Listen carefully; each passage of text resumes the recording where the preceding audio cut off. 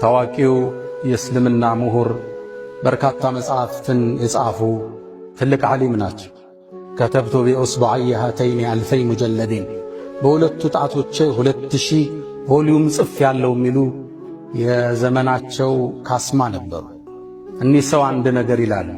ረመዳን ማለት ልክ እንደ ዩሱፍ ከወንድሞቹ መሃል ማለት ነው።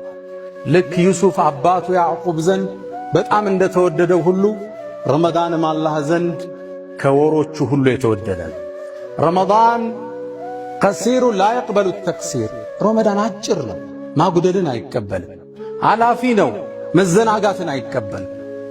ረመዳን ማለት ልክ እንደ ዩሱፍ ከ12ቱ ወንድሞቹ መሃል እንደሆነው 11 ወንድሞች እሱ 12ኛ። ረመዳንም አንድ ወር ከ11 ወር ጋር አንድ ዓመት። ልክ ዩሱፍን ጉድጓድ ውስጥ ሊገሉት ጣሉት። እባካችሁ አትጣሉት፣ በርካሽ አትሽጡት፣ ተንከባከቡት፣ የውመል ቂያማ ሸፋዓ ይሆነናልና ይላሉ ኢብኑል ጀውዚ።